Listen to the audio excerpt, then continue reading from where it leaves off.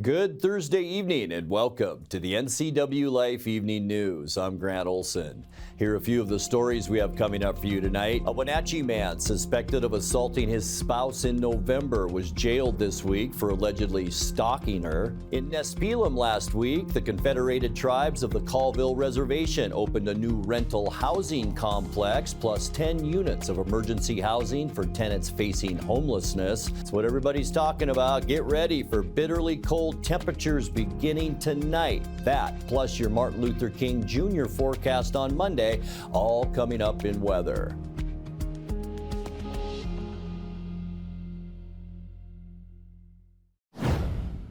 The 14-year-old Wenatchee girl who got her baby sister to safety during a November 21st house fire on South Meadows Street received a commendation Wednesday from the Wenatchee Valley Fire Department.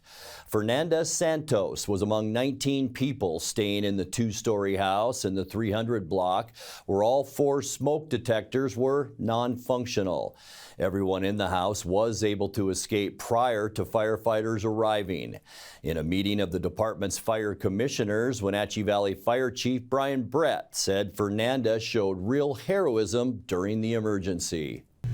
Fernanda Santos awoke to the threat of fire outside her bedroom, which she shared with her baby sister. She quickly assessed the dangers of smoke and fire outside her bedroom door, calmly shutting the door to stop the fire from spreading. She then proceeded to break out the window cleanly to provide a safe escape for herself and her younger sibling, meeting up with family to confirm all members were safely out of the building. It is important to recognize Fernanda for her actions as she took the necessary steps to save not only her life, but the life of her sister. It is with great pride that we commend you for your bravery and teamwork. Please accept our congratulations and thank you for a job well done.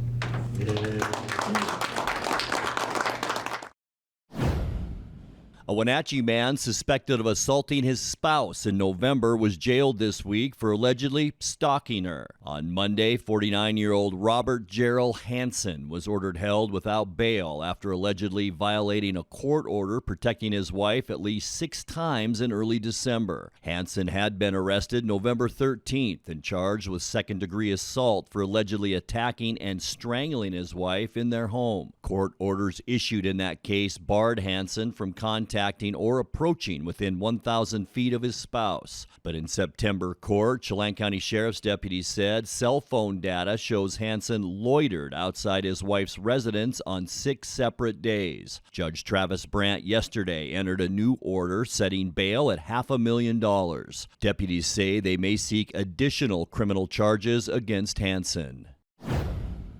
7 of the 91 plaintiffs suing Confluence Health over its COVID-19 vaccination policy have been dismissed from the lawsuit. All are former employees of the Wenatchee healthcare system who say their religious rights were violated when Confluence required them to be vaccinated for COVID-19 during the pandemic. Last week, Douglas County Judge Brian Huber ruled that the 7 dismissed plaintiffs never informed Confluence of the religious beliefs in question. This is the second time the former healthcare workers have sued over the vaccine requirement, which was put in place in 2021. The first lawsuit was thrown out by Huber last spring. The Court of Appeals is set to decide whether that case can be reinstated later this month. The Chelan County PUD will host a meeting in Peshastin next week to discuss acquiring the Peshastin Water District. Discussions first began in 2016 when Peshastin water managers asked the PUD to adopt the 240-meter system for improved efficiency. An agreement was signed in September in which the PUD agreed to absorb the water district and cover debts and the cost of system improvements. While the set monthly rate for customers will not fluctuate much from this change, a temporary monthly charge will be implemented to cover system improvement costs. The meeting to gain community input on this project will be January 17th at 6 p.m. at Peshastin Dryden Elementary School. When we come back, in honor of Martin Luther King Jr., Wenatchee Valley College is helping people register to vote on Monday. And the Wenatchee area unemployment ticked up last November compared to October, but was down compared to November of 2022. I'm Grant Olson, and you're watching the NCWLIFE Evening News. Abby says thank you to our thousands of pizza-loving friends from our first 60 years.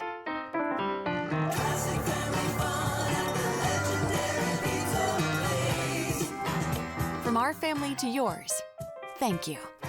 This January, Abby's is proud to offer our classic Big Hawaiian Pizza at a very special price.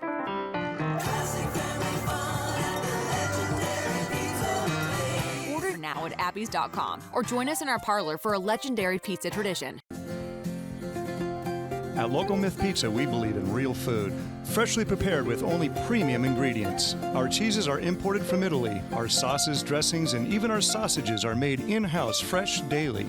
Featuring Northwest craft beers and 30 Chelan Valley wines and ciders. Family fun and amazing food. Eat local, drink local, and be local at Local Myth Pizza. Come see why Sunset Magazine says you can't beat Local Myth Pizza.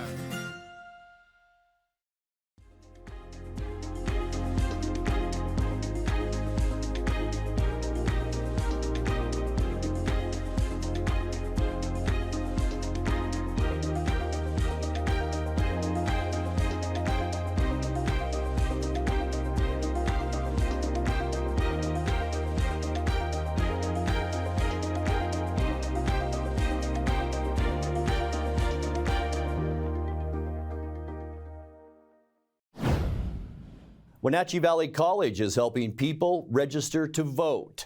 The Wenatchee Valley College Center for Excellence in Inclusive Belonging is hosting a voter registration drive on Monday in honor of Martin Luther King Jr. Volunteers will be available to help guide participants through the registration process, and informational booths will offer resources on voting procedures and community partner programs.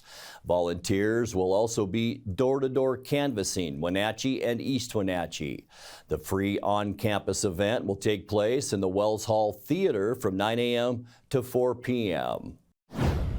In Nespelem last week, the Confederated Tribes of the Colville Reservation opened a new rental housing complex plus 10 units of emergency housing for tenants facing homelessness. The White Buffalo Meadows Housing Park features 17 single-family units, including 2 duplexes, available for rent through the Colville Indian Housing Authority. The emergency units are set aside for short-term emergency shelter for uses such as quarantine and displacement by fires or other natural disasters. Senator Brad Hawkins sponsored a Wenatchee High School freshman during opening week of the legislative session to serve as his page. Sage Reynolds was one of many students who joined the Washington State Senate as part of their Senate Page program. While at work, Sage and the other students attended Page School, learned about the legislative process, and assisted senators in delivering correspondence. Hawkins praised Sage's kindness and hard work in a press release by his office. As this session goes on, hundreds of students will have had the chance to participate in that program. The Wenatchee area unemployment ticked up last November compared to October, but is down compared to November of 2022. The Washington State Employment Security Department says the Wenatchee Metro statistical area unemployment in November was at 4.4%. That's down 1% compared to November of 2022, but up from the 3.7% unemployment in October. Meanwhile, non-farm employment in the Wenatchee MSA in November added 1,500 jobs, a 3.1% increase compared to November of 2022. In each of the past 7 months, the local Wenatchee non-farm job market has grown faster than the state of Washington's non-farm employment numbers.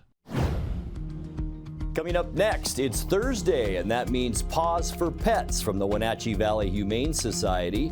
Tonight, we will introduce you to Faye the dog in our feature story. Bundle up. The coldest temperatures of the season are upon us. I'll have all the details coming up in your complete local weather forecast. That and much more still to come tonight. Please stay with us. Caught in a conflict? Family? workplace, neighbor, business, housing disputes? Wenatchee Valley Dispute Resolution Center provides mediation services, a cost-effective and efficient way to provide a written resolution to disputes and issues. Plus, we offer mediation training and community education on conflict resolution and communication skills. Contact us to learn more. Coming home should never be a chore. Let Merry Maids of Wenatchee customize all your cleaning needs. Weekly, bi-weekly, special occasion. Do you have a vacation home that needs cleaning? We clean them too. Locally owned and operated, let Merry Maids do the cleaning while you focus on your family and friends. Merry Maids has special offers to fit your budget. Request your free cleaning estimate today. 509-663-1710.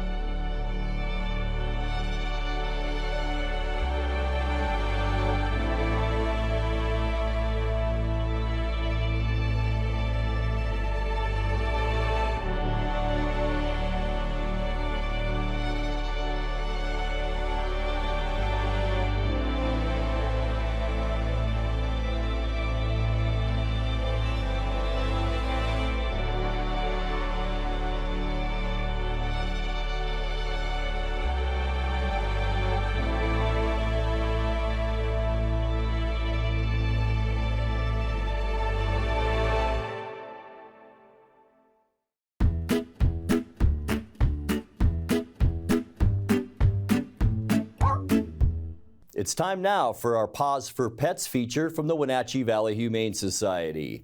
Tonight's featured pet is a petite shepherd mix who's polite and eager to please. Meet Faye. Hi, I'm Corley with Wenatchee Valley Humane Society, Animal Care Manager here, and this beautiful girl is Faye. Faye is our 8-month-old shepherd mix, black shepherd mix.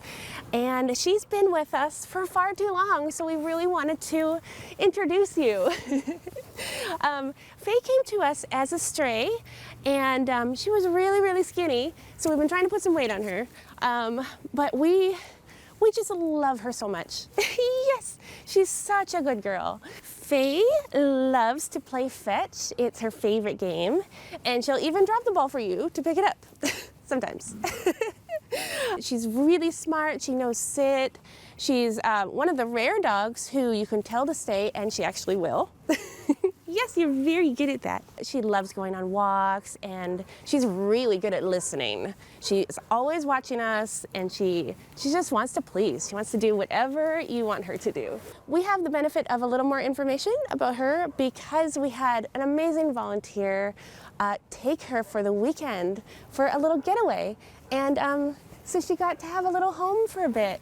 And this amazing person let us know that Faye is housebroken, which is great because we can only tell so much from their kennel here, and it's not a real home, so we never are really sure.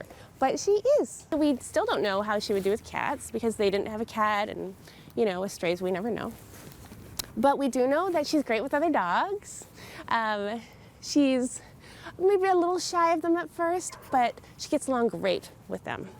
And it's so hard having her here because she's so young. She's only about 8 months old, and she needs a real home. So if you would like to come meet Faye, we are open 11 to 6, Thursday through Tuesday, and she would love if you threw the ball for her or play with the stuffed animals.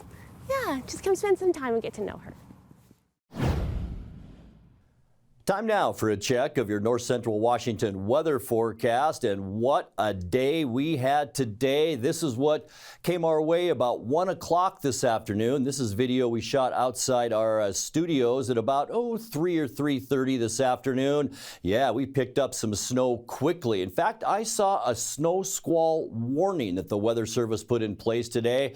Been doing weather for almost 30 years, and I have never seen a snow squall warning. What a snow squall is, areas, heavy bursts of snow and strong gusty winds. And boy, did we ever see that. And we saw it all over north central Washington today. Stevens Pass closed down early this afternoon, and now we've got bitter cold headed our way. We're talking afternoon temperatures Friday, and let's just talk right through Tuesday. Only 4 to 18 degrees overnight. We're looking at 18 below to single digits, and our wind chills, boy, 5 below all the way down to 30 degrees below zero with those wind chills. And we are going to feel the effects of that tomorrow. Look at some of these wind chills around our area. 22 below in Wilbur, 27 below expected for Omak tomorrow, 19 below in Winthrop, and we will see wind chills here in the Wenatchee area tomorrow of about 12 degrees below zero. We'll talk more about that as we move along here, but our high temperature, 34 degrees. That was at 1 o'clock today. Right now, we are sitting in the mid to upper teens, so it cooled off a bunch as soon as it started snowing this afternoon. 33 is our normal high temperature, 23 our low this morning, and that's right in line also with our normal low of 24 degrees. Our record sounds pretty good right now, 53 degrees. That was set in 2014. Our record low, 1 degree below zero. We're going to get close to that. And that was set in 1974. Just a trace of precipitation. This fluffy snow doesn't have a lot of moisture associated with it, so just a trace today. 7:46, the sun came up this morning, and it set this afternoon at 4:32. All right, let's get into that forecast. Look at these temperatures tomorrow. Double digits only for Moses Lake and Ephrata, 10 and 11 degrees. 9 for Quincy tomorrow. We will see about 8 degrees for our high in Wenatchee. Only 6 in Eniat and Chelan. 5 degrees in Omak. And 4 for the high temperature in Lake Wenatchee. And keep in mind, we are going to see a breeze about 5 to 15 miles an hour tomorrow, so it is going to be a cold one. Tonight, snow will end. We will see much colder air beginning to make its way down. It already has done that. Low temperatures tonight. There you go. 3 degrees for our overnight low. And there's that cold coming down from Canada. For Friday, we will see a peek at the sun at times tomorrow. Partly cloudy skies. Gonna stay cold though. High temperatures only around 8 degrees as we talked about. And boy, as you move east into Montana and the Dakotas, we're talking 20 to 30 below for a high temperature on Friday. Saturday here at home, gonna see lots of sunshine, but it's going to stay on the cold side, especially through the Purcell Trench in the center part of Washington. Once again, highs only in the low teens. We'll see mid-teens on Sunday, mostly sunny skies. You can see the cold beginning to slowly move to the east, and that will be the trend into next week. But Martin Luther King Jr. Day on Monday, I know a lot of you have it off. It's still going to be cold out there, partly cloudy. Highs only in the mid to upper teens on Monday. And then as we look at Tuesday, things will begin to moderate. Our temperatures will, mostly cloudy, but we will see about a 50% chance of snow developing. Not so much early in the day, but look what happens as we get into Tuesday evening. A good chance for snow. High temperatures during the day Tuesday, right around 20 degrees. And then on Wednesday, cloudy skies. Here's your morning commute on Wednesday. It will be a mess in the afternoon as well. A 60% chance of snow, but the good news is the cold air is eroding away. We're seeing a little more green in our map, so we will see high temperatures on Wednesday, somewhere in the upper 20s to about 30 degrees. 7-day forecast now, 3 degrees overnight tonight, 8 tomorrow, 2 degrees below zero on Friday night, 5 for your high Saturday, and then things get a little bit better Sunday and into our holiday on Monday, mid-teens. But I'll tell you, it wouldn't be a bad idea to maybe keep those faucets on a slow drip over the next 3 to 4 days. 20 degrees as we get you into Tuesday, and that's when we'll see the snow return. 50% chance Tuesday, and by Wednesday, snow is likely and warmer with a high temperature then of 28. And that's a look at your North Central Washington weather forecast. Coming up next, tonight's sports report with Eric Granstrom and more as the NCWLIFE Evening News continues right after this.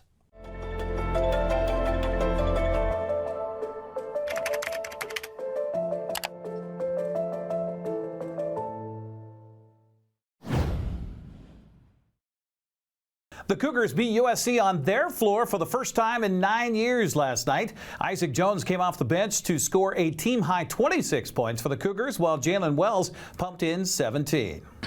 Be active on Isaac Jones when he gets touches in the paint.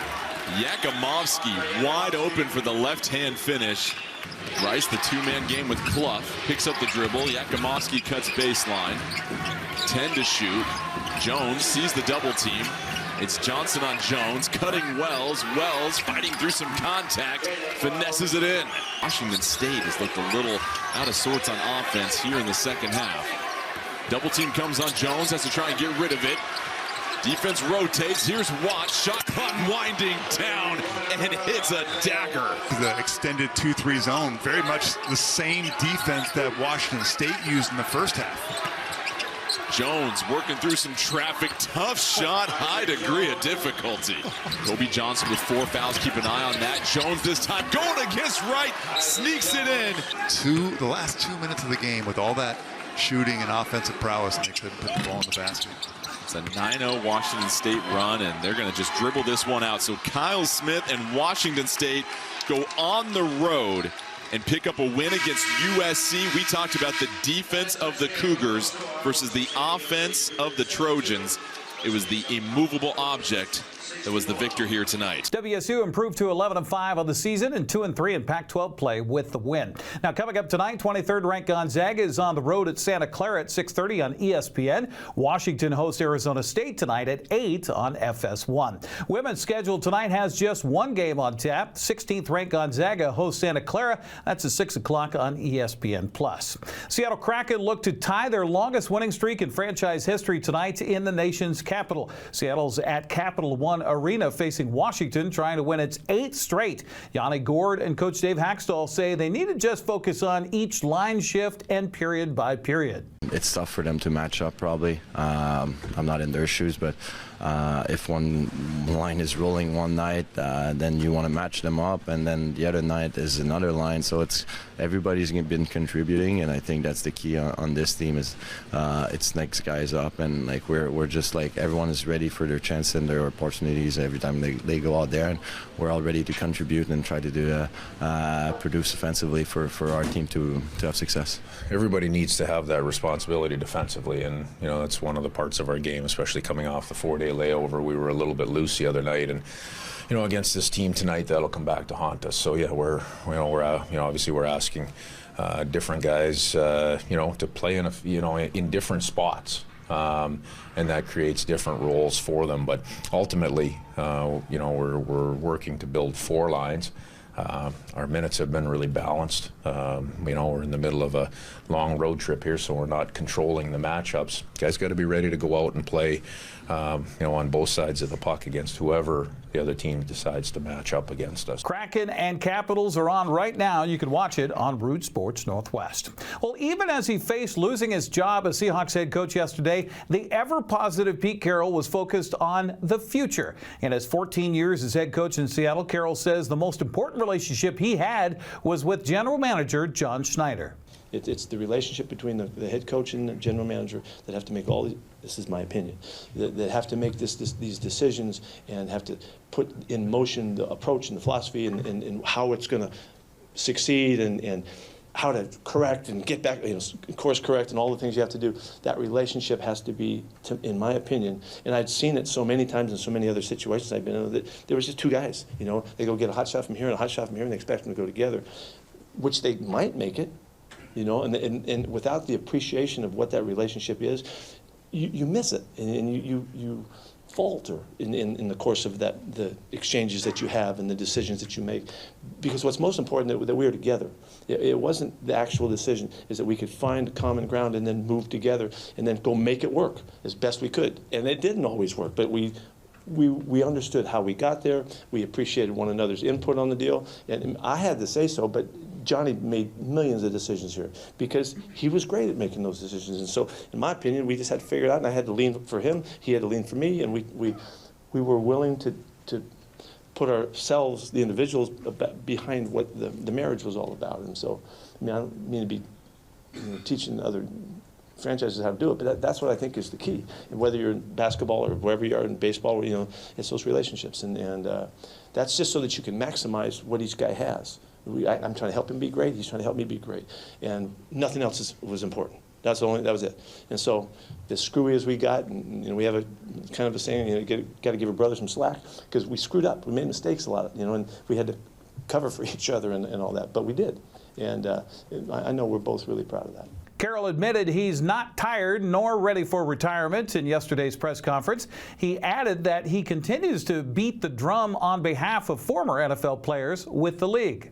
The league could use direction to celebrate a new focus and that they were missing out on, and because we're into TVs and games and playoffs and all that kind of stuff, and free agency and all the things with contracts and all the things that happen, drafts and all that stuff. That's all part of the league. But the real part of the league that could give us real focus and direction is celebrating the players that make this game happen, and realize that and come to the understanding that you have no game without these guys, and you have no level of this game without our guys, and they deserve to be seen for that. What does that mean? Well, you're going to look after them. You're going to take care of them. You're going to see them through their careers the best way you can, make the decisions that always support their health and their welfare and their well-being and all of that. That's part of it. But then as they come out of their careers, what are we doing for them?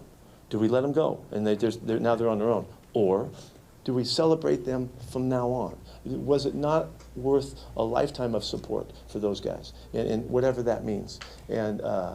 And there's so many ways to do that.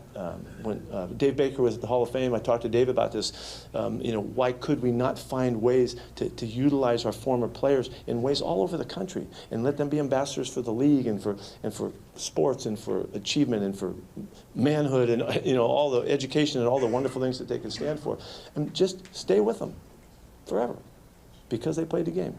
Don't be surprised if Carroll shows up with a position advising the NFL or in some coaching capacity with another program next season. Well, everything in local sports is pending weather. 3 bowling teams were supposed to be on the road earlier today. Eastmont scheduled to bowl at Sela, Wenatchee at Eisenhower, and Moses Lake hosting Davis. We'll see about that. Wenatchee wrestling schedule, well, we'll get to that in a second. Double duel in Kashmir with the Bulldogs hosting Cascade, Quincy, and Omak. Matches began at 6 and first go-arounds. The second set of wrestling at 7 o'clock tonight. Other wrestling matches on the schedule, Wenatchee hosting Moses Lake, Eastmont at West Valley, Ephrata visiting Grandview. Speaking of which, we're scheduled to stream tonight's match between the Panthers and Mavericks at 7 o'clock. Stay tuned for updates on if weather hampers those efforts. Prep basketball last night, Quincy edged Kashmir 61-54 in boys play. Kashmir girls were victorious over the Jackrabbits 40-31. Waterville Mansfield won a non-league game against Chelan 54-31. 3 girls games on the schedule tonight. Manson at Tonasket, Enniad hosting Pateras, Soap Lake visiting Cascade Christian. The boys' schedule has Thorpe at Wilson Creek, Tonasket hosting Manson, while Enniad welcomes Pateras. That's a look at sports news. I'm Eric Gradstrom. Have a happy Thursday.